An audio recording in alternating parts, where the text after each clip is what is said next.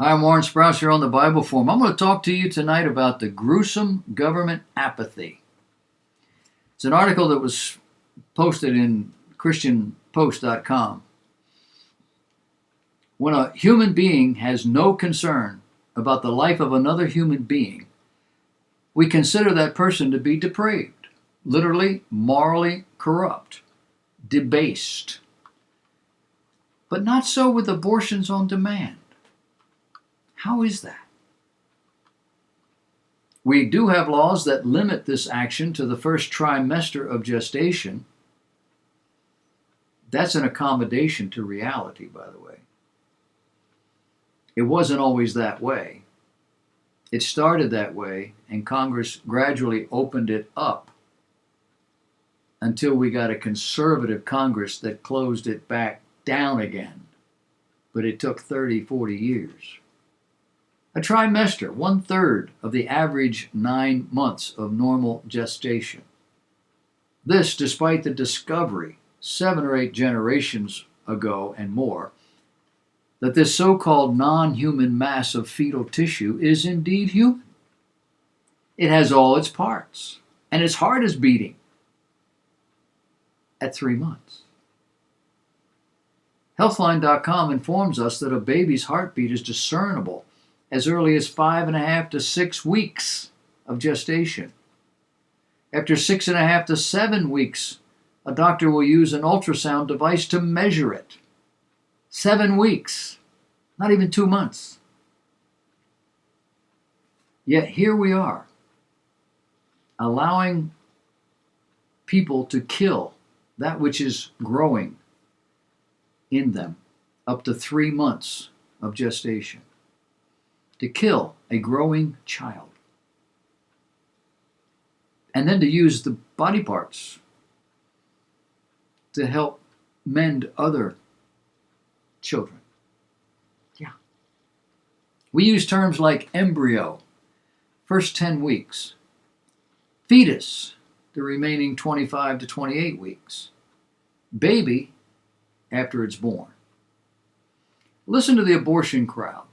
They know the differences, but continue to insist there's nothing wrong with aborting a fetus. Now you think first trimester, and they know how you think. Did you know our government spends huge amounts of money to acquire human fetuses that they then sell to scientists for research? Children as old as 18 weeks of gestation, well beyond what they call the zygote stage. Well beyond the fetus stage, a stage wherein the fetus can feel pain. That begins in the 3rd trimester, 13 weeks in. Researchers in California published their results in something called The Cell in mid-April 2021. How that they had successfully created embryos that were a mixture of monkey and human cells. Their goal? To produce organs for people who need transplants.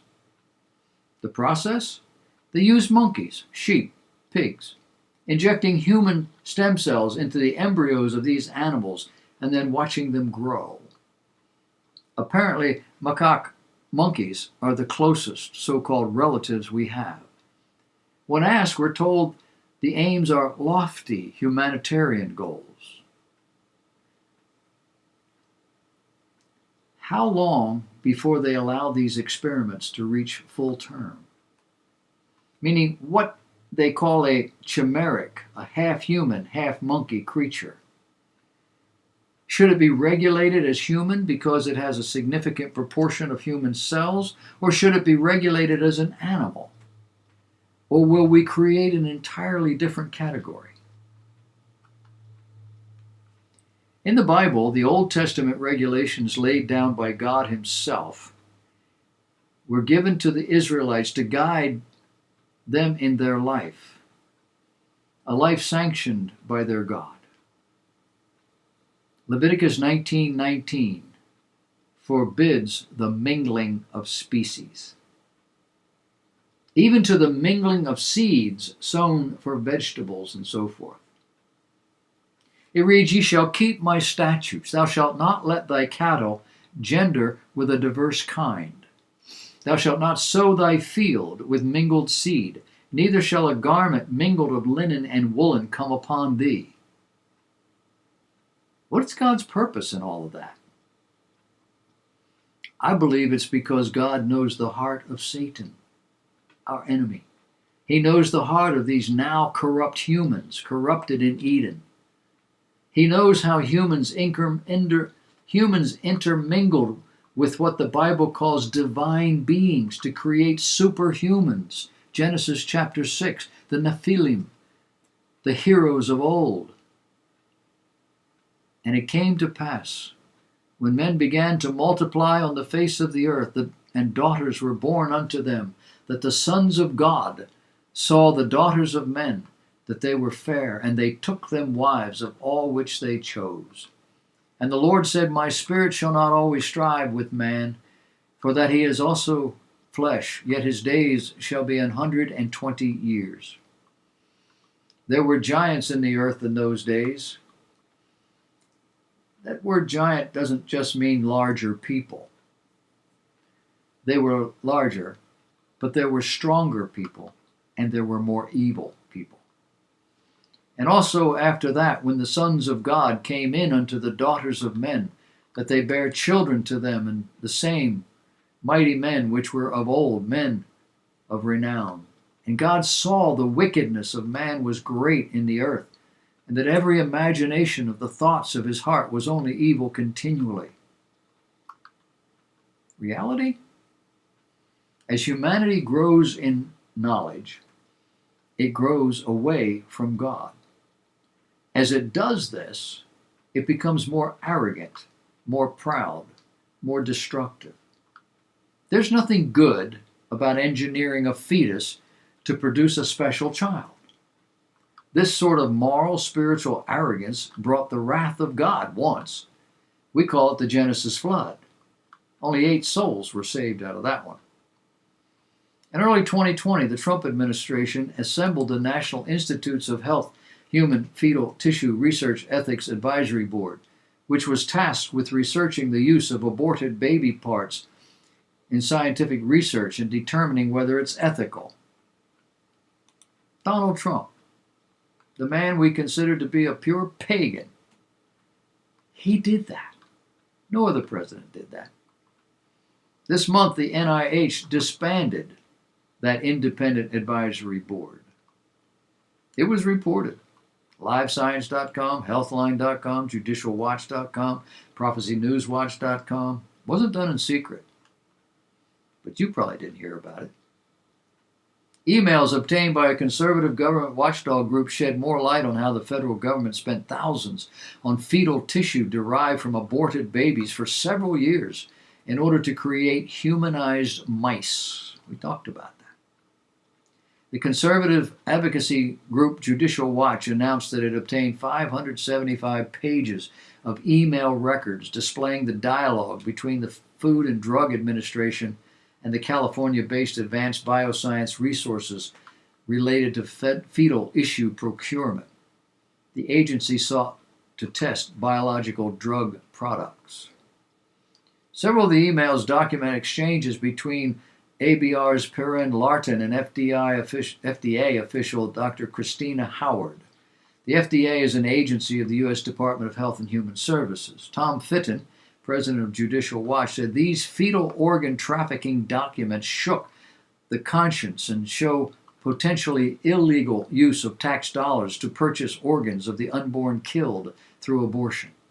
According to federal law, it shall be unlawful for any person to knowingly acquire, receive, or otherwise transfer any human fetal tissue for valuable consideration if the transfer affects interstate commerce. Those who violate this federal law can face a fine or imprisonment up to 10 years. In the first email, dated January 11, 2011, Howard sent an email to Advanced Bioscience Resources discussing her training to make humanized mice and explaining that she needed to obtain fetal liver and thymic tissues. Howard repeatedly requested tissue from Larton in subsequent emails. In February 10, 2012 email, Howard requested thymus and liver gathered at least 18 weeks of gestation and a request for $12,000 worth of fetal liver and thymus specimens from Larton. The specimens must be between 16 and 24 months of gestation, with deliveries taking place twice monthly beginning October 2012. Howard indicated a preference for fetal tissue that was fresh and shipped on wet ice. All this plus all records reflecting the disbursement, I'm getting carried away, disbursement of funds to the ABR for the provision of human fetal tissue to be used in humanized mice research. All these emails are part of a 2019 Freedom of Information Act lawsuit by Judicial Watch. According to the lawmakers, ABR plainly admitted to Congress that it obtained tissue by collecting human fetal remains from abortion clinics, paying $60 per single aborted fetus, and then upselling the child's body parts separately to researchers at fees of $325 per specimen. Things like brains and eyes and livers, thymus and lungs. Now do you see why our government and others cannot allow abortion on demand to go away? Oh, and the investigations into ABR stem from the fallout over the release of undercover videos showing Planned Parenthood officials callously discussing the sale of aborted baby parts, which led to several states defunding the abortion provider. And you don't think that the Lord is close, that we've gone about as far as we can go, when we will kill a baby and sell its parts. Amazing.